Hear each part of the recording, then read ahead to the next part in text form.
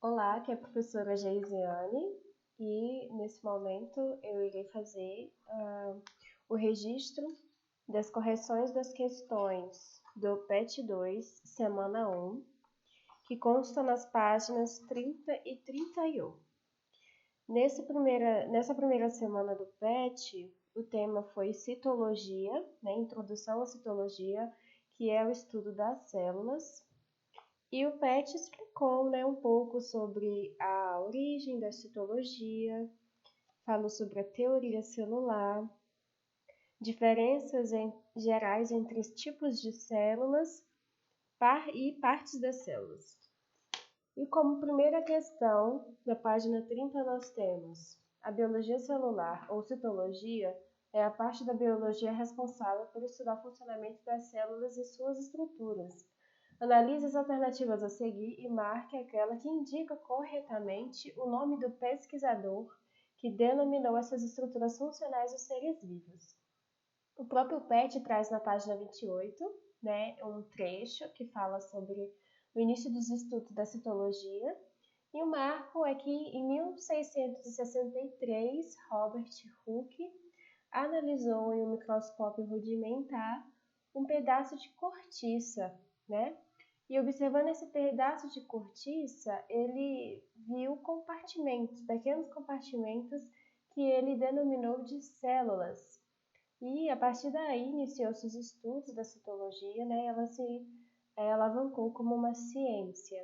O que ele observou, na verdade, nem eram células, eram espaços, né, entre as paredes celulares da, das antigas células da cortiça, né? Porque a cortiça é formada só pela parte da parede celular das células que antes estavam lá, mas morreram.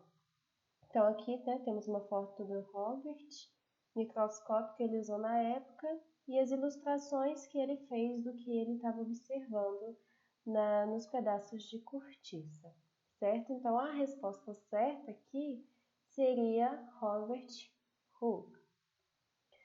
Questão 2. A teoria celular pode ser resumida atualmente em 3 pontos principais. Analise e marque a alternativa que não apresenta uma afirmação relacionada com essa teoria. Então, a teoria celular, lá na página 28 do PET também, ela foi desenvolvida graças ao desenvolvimento da microscopia, né? Com a microscopia, foi-se possível observar uma estrutura comum a todos os seres vivos, e a partir daí se postulou os pontos chaves dessa teoria, que são: todos os seres vivos são constituídos por células, as atividades essenciais que caracterizam a vida ocorrem no interior das células, novas células se formam pela divisão de células pré-existentes através da divisão celular.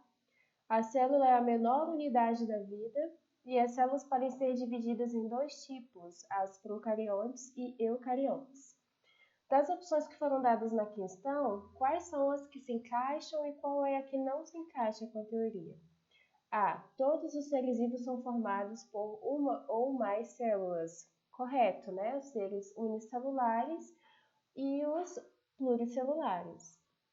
B. Todas as células são formadas por membrana, citoplasma e núcleo. Isso é verdade? Todas as células possuem núcleo? Não. Né? Nesse caso, nós temos as células dos procariontes, que não possuem o seu material genético delimitado por uma membrana, que é a carioteca. Então, essa questão aqui, ela não está de acordo com a teoria celular. C. As células são as unidades funcionais dos organismos vivos? Sim. A unidade básica para o funcionamento do ser vivo é a célula. D. Uma célula só pode originar-se de outra pré-existente? Verdade, né? Uma célula se dá origem a partir da divisão de uma célula-mãe pré-existente. Então, a resposta certa aqui, né, que no caso seria a que não está de acordo com a teoria celular, seria a letra B. Terceira questão. Costuma-se dizer que as células são formadas por membrana, citoplasma e núcleo. Entretanto, não são todas as células que apresentam um núcleo definido e delimitado por membrana nuclear. Baseando-se nisso, o mais correto seria afirmar que todas as células possuem membrana, citoplasma e material genético. As células que apresentam o núcleo definido são chamadas de autotróficas. Autotróficas se refere às células que produzem a sua fonte de energia, né? Por exemplo, as células dos seres clorofilados, elas conseguem produzir energia, absorvendo energia luminosa e transformando-a, né, armazenando-a na glicose. Isso seria uma definição de ser autotrófico. Ao contrário dos autotróficos, os heterotróficos eles não conseguem produzir a própria energia e precisam retirar a energia armazenada nos alimentos, né? Basicamente as moléculas de glicose que foram produzidas pelos seres autotróficos. Então, os seres heterotróficos eles precisam obter energia de outros seres vivos. Então, essa é a diferença entre os dois. Isso se refere a possuir núcleo ou não? Não. Nós temos seres autotróficos que possuem núcleo e outros que não possuem. Temos seres heterotróficos que possuem núcleo, outros que não possuem, então não estão relacionados. C. Procarióticas.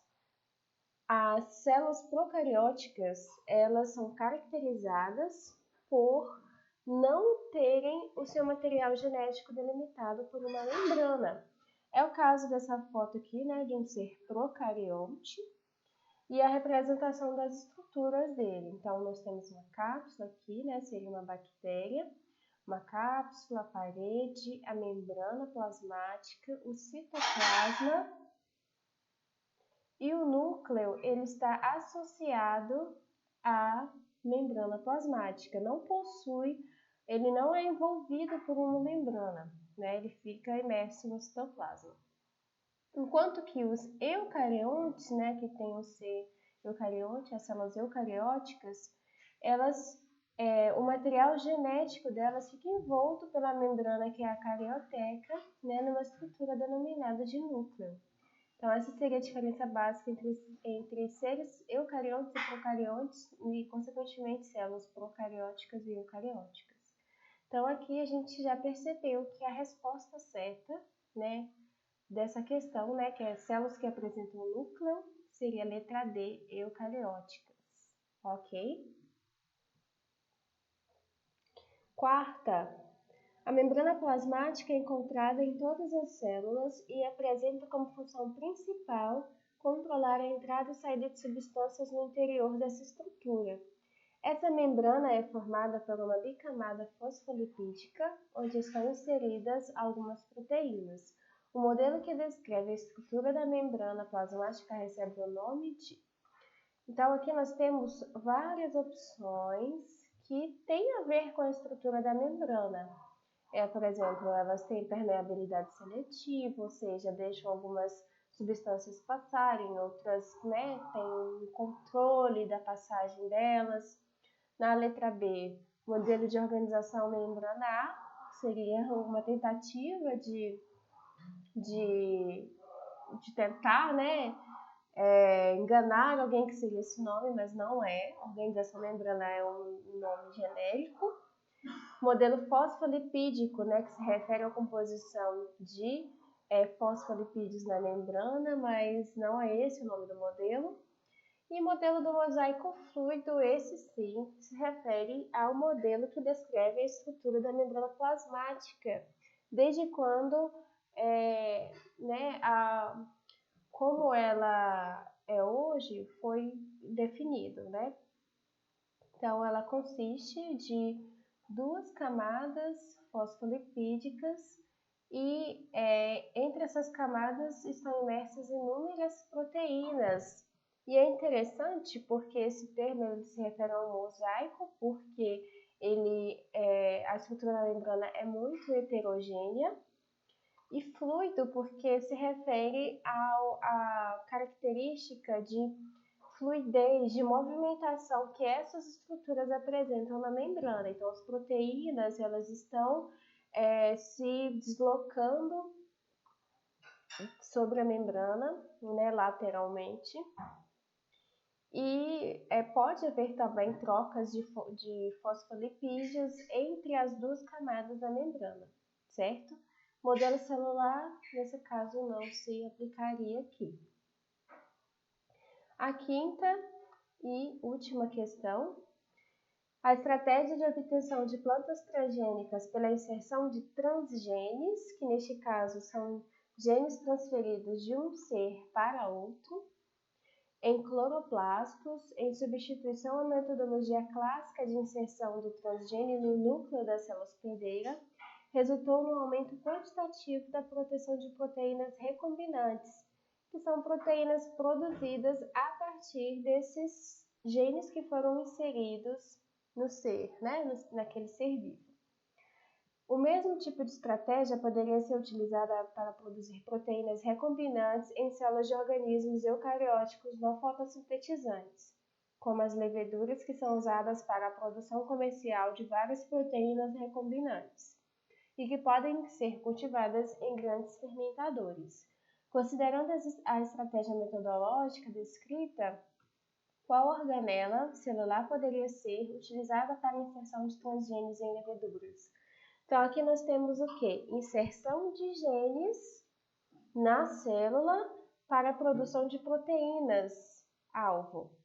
Então, aqui, ao invés da inserção dos genes no DNA nuclear, né, no DNA do núcleo da célula, essa técnica que foi descrita na questão insere o gene no DNA de uma organela da célula.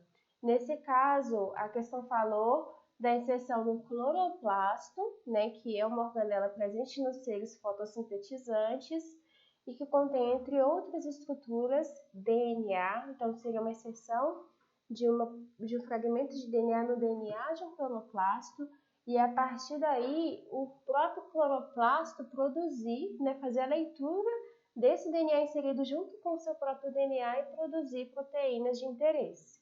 Então, a questão quer saber se fosse em uma célula de uma levedura, que organela poderia ser utilizada, né? Uma vez que elas não têm cloroplastos, que outra organela ela teria que daria para se fazer a mesma técnica, se aplicar a mesma técnica?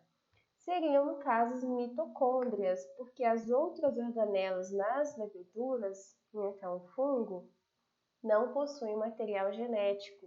E como objetivo é encontrar um material genético alternativo, um DNA alternativo ao DNA nuclear, a outra organela que ofereceria essa opção seria uma mitocôndria, né? Que os cloroplastos e as mitocôndrias são interessantes porque eles possuem um conjunto de membranas, né, duplo, e possuem seu próprio DNA e enzimas que leem esse DNA.